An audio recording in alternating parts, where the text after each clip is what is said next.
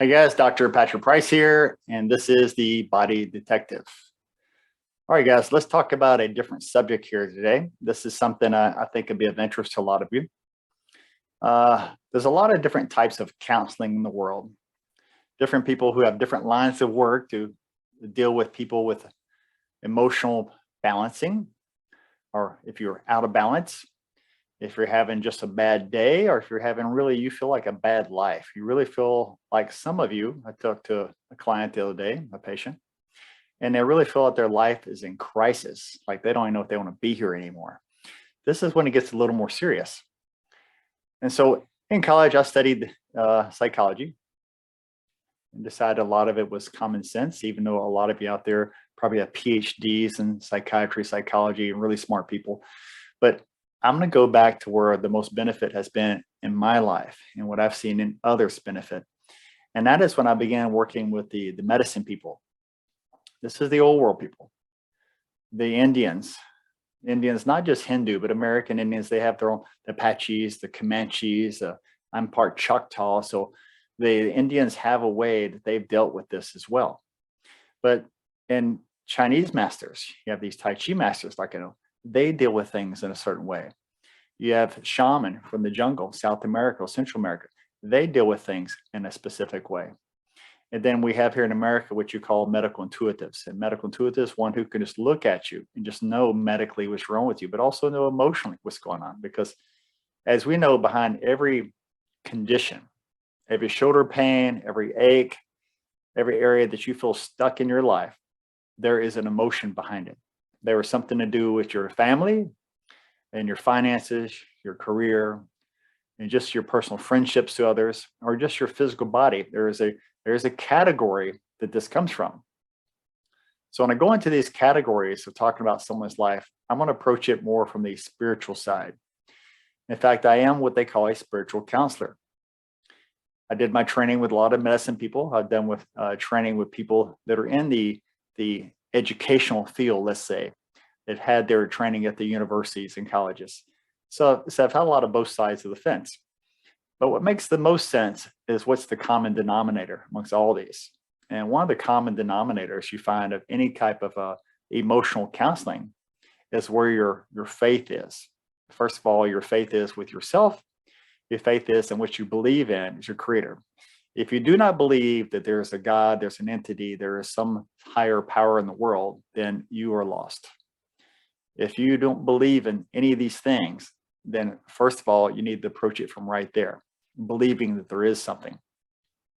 And so God, the creator, the great spirit, as the Indians call the universe, in Buddhism, they call it the universal energies. There's always a point to a direction that there's something bigger than ourselves. Give it whatever name you like. If you're in Christianity, you're going to say God, right? So if you go back to the Aramaic Bible, the original Bible, and God created man, you look at the original writings, it says something a little different. I'm going back to religion because a lot of us are going to always relate back to our beginning teachings if we've had a religious background. And the original teachings says, and God, the gods, plural, created man. That is from the Aramaic writing. What Jesus wrote is in Aramaic. So I'm just going to leave that with you for a minute to interpret that. So let's just keep it really simple in spiritual counseling is everything that you believe in may not necessarily be the truth. So think about that for a moment. What you believe is what you create. What you believe is what you will be. So what you believe how things should be is how your life is. If you believe your life is wonderful, you have a wonderful life. If you believe your life is terrible, then you have a terrible life. But also think about creation. God gives us the ability to create. So in spiritual counseling, if you have the ability to create, you have this free will, then what are you creating in your life? Well, one thing for sure of is whatever you create, you will experience. If you're creating good things in your life, if you're in service to others, helping other people, good always comes back to you because you will experience good. If you're sending out negativity to the world in any form or fashion, by your actions, by your words, even by your own thoughts, we don't think about it, what's in my head, so no one's going to know. But as you have a negative thought, you're like a lighthouse. You emit this energy from your body. that sends out and away to others. And so when you're emitting a certain type of feeling, you're attracting it to you. So when you emit chaos, guess what you attract to you? You attract chaos. If you send out depression, I'm so depressed, guess what you get back? You get depression back. Anger, doubt, right? We could go down the list. But if you're really sending out happy thoughts, joyful, it's really challenging to be in this world today and be joyful and happy every day of your life, all day long. Can you? Is it possible? Can you create that? Once again, one of the universal laws, so you can experience that? Absolutely. So if you want to be Dr. Price, I want to be in this creative position to always receive a good experience in life. So how does that start? Because the patient may say, my life is just terrible. My husband, my wife don't like me, my job, my kids hate me. You can hear this whole story. Maybe your life, to most of you out there listening, is almost perfect, but you just want to refine it. You just want to tweak it a little bit and go up another notch. Raise your vibration in this body just a little bit higher. That's possible too.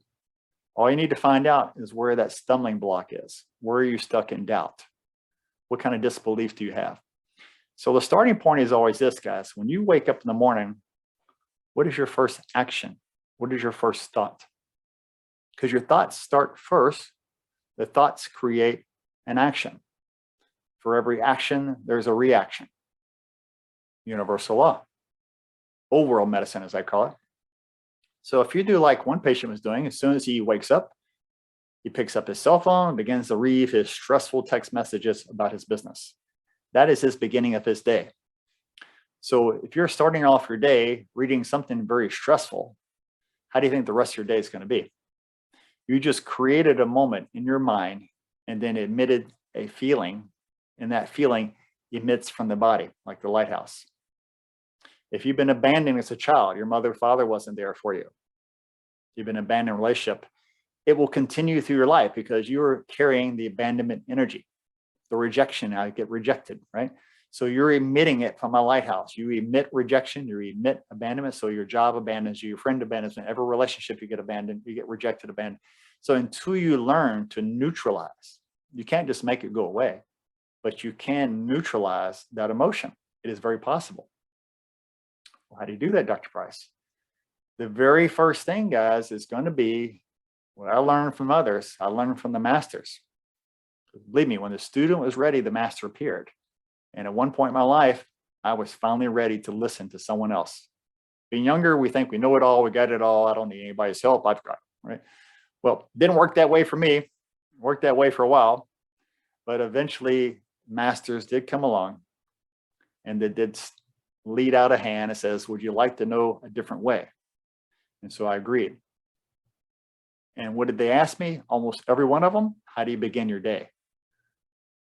It got me right there. How did I begin my day? I got up and right away, I would get into a thought of an issue I had in my life, an issue I had with somebody, with school, with business, back when I was in college.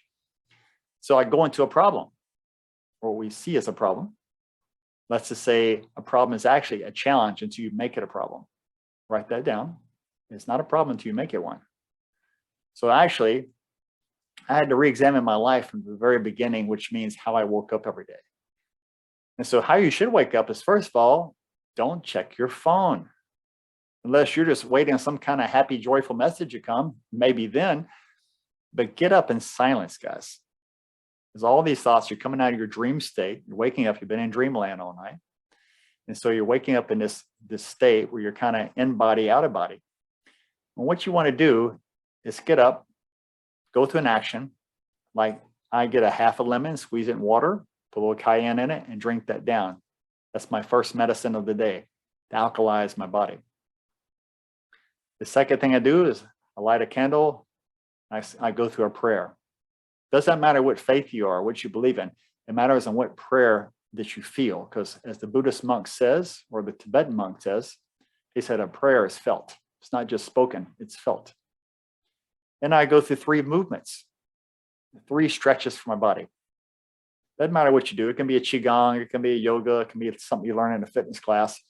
I have a routine of keeping my mind in this state that I'm not thinking about the outside world yet.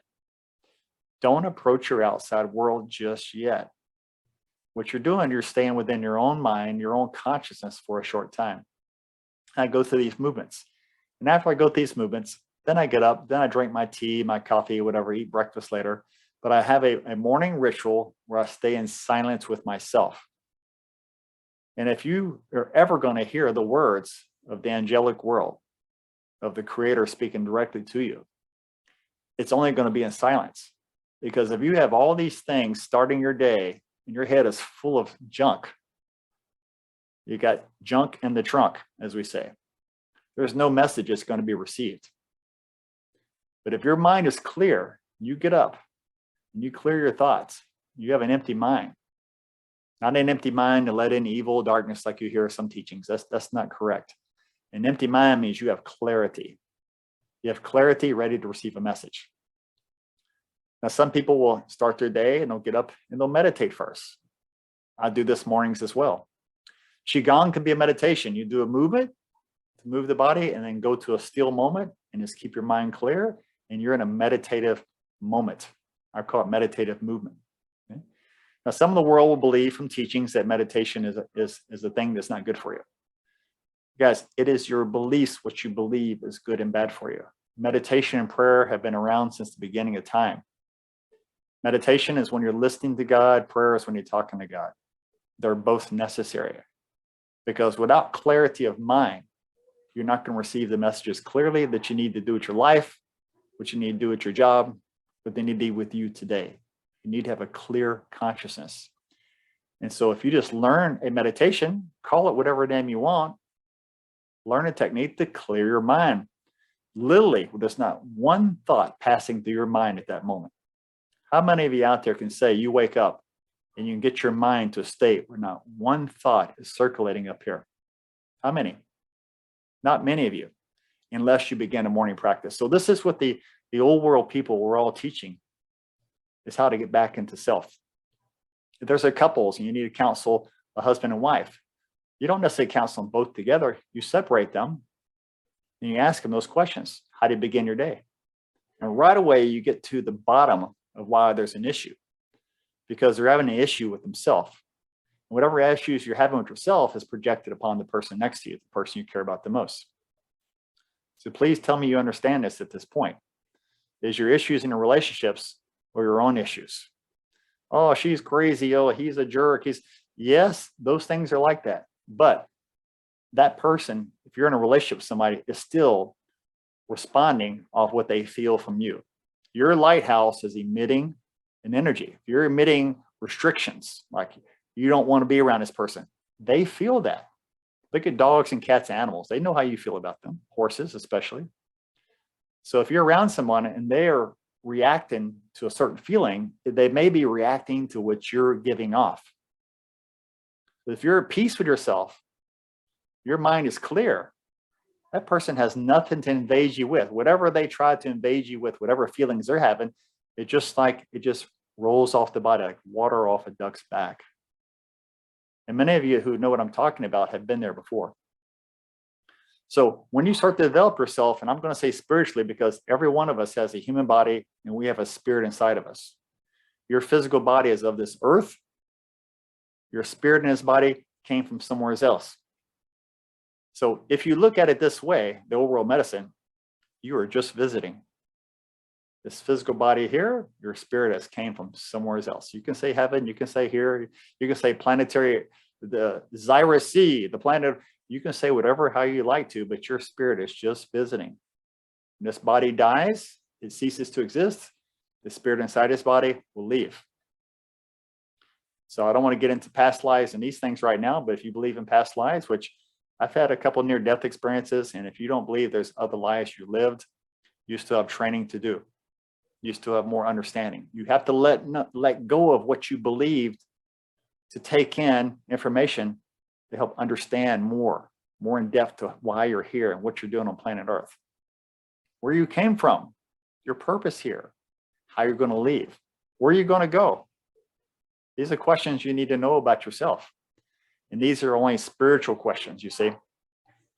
So along this way, when you start developing yourself more spiritually, guys, you have to understand there are stumbling blocks along this way as well.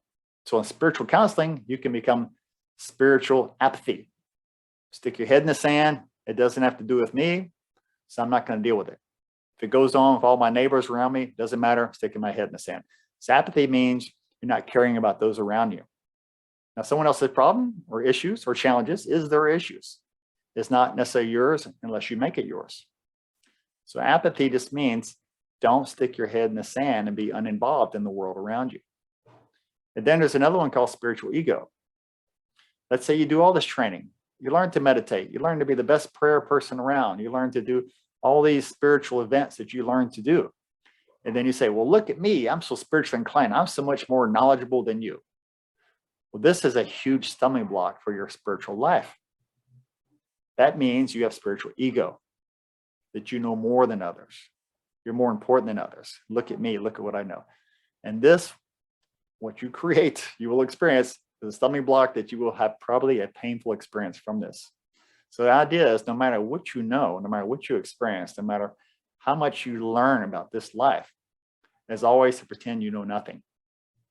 Always approach life like a white belt of martial arts, that you are a beginner. And when you always approach as if you know nothing, more will always be given to you. That I can promise you. So your daily routine, we talked about that, right? Now, meditation, prayer, there's also triggers that set us off. Now, the world of counseling has a word, they call it triggers and anchors, right? Triggers can be things like someone just says a word, it maybe is a name you're called as a child that you didn't like, and it can trigger an old feeling. You can be in a relationship and your past relationship, they can touch you, say a word to you, do an action around you that was something from the past you haven't gotten over, you haven't learned to neutralize. These are called triggers. It's like a button that someone knows how to touch and get a response out of you. So you must be aware of your triggers and make this very simple. Find a trigger in you that sets you off so easily, almost daily. It sets you into anger, into doubt, and especially into fear. Whatever that trigger is, that is the first emotion you need to address. You need to address it as if it's the most important thing in your life, because it is. For you to evolve, for you to spiritually evolve, no matter what faith you're raised in, what religion you are, what studies you have anywhere in the world, you're here to evolve. You're not here to suffer. Some cultures believe that suffering is the way that you're here, and suffering is what you must do the rest of your life. That is a false belief. Suffering can be overcome. You can overcome your suffering and actually have an enjoyable life here on earth. But some people are so stuck in their own minds, they feel all they can do is suffer and this life is miserable and this world is miserable. That is their belief. So to alter your beliefs, you need a routine to begin your day. If not, you go straight into the easiest. It's like being depression. It feels so comfortable to be depressed. I just know depression better than anything because it's very simple for me to go there. So remember, you're the one that has the power. God gave you the ability to change whatever you choose to change. You just have to do something different, right? So what are the other three things that the monks talk about?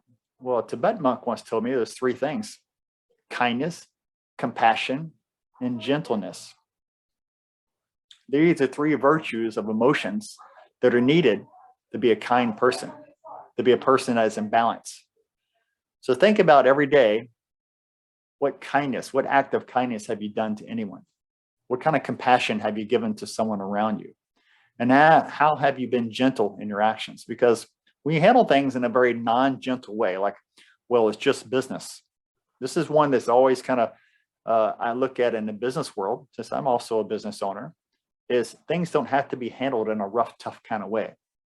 Gentleness gets much further. Well, if I force this thing, this deal, it's going to go because only this way is the way. That is not the only way. When you have to force something, by forcing a square into a circle, you're only causing suffering to yourself or someone else.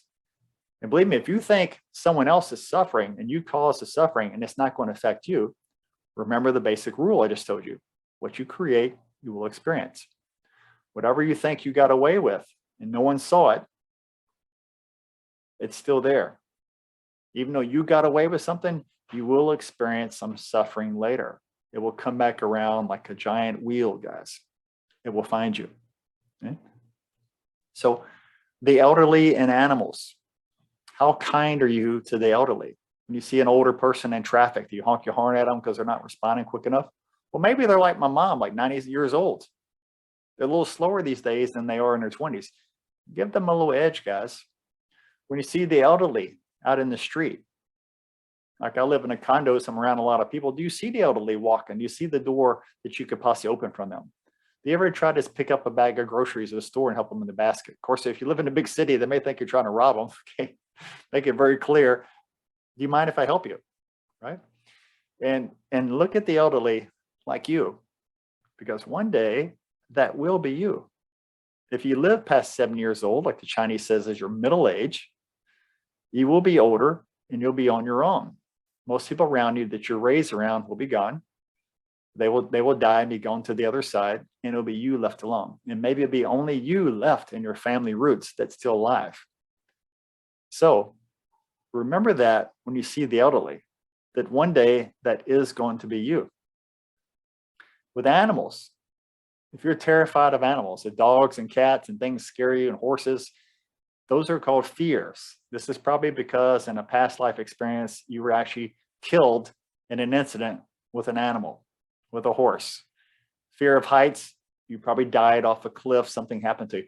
These are all past life stuff, guys. You like to believe it or not, this is why you have these embedded fears. That's why when you come into this world, you brought this fear with you. So this fear is why you're here. You're here to challenge these emotions. Triggers, fears, however you look at it. So if you have a certain fear, if you're terrified of a dog, why don't you go own a dog? If you're terrified of a horse, go take a riding class and learn to ride. If you're terrified of swimming, take a swimming class.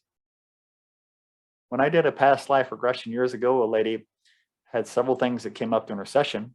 Well, next time I saw her, one of the ones is she drowned. And on the table, she went, when you do past life, have you ever seen one of these guys? These are really neat experiences. If you need to have one, please let me know. These are wonderful experiences to have, to know why you have a certain emotion you're trying to get over. And she had a fear of drowning. So she remembered the experience. She went through the experience. I saw her 3-4 months later over in Florida. She not only she had lost weight, she learned how to swim. She took a swimming class, just putting her toes in the water, putting her face in the water, and then eventually learning how to swim. So she got past her fear. So the idea, this fear was terrorizing to her.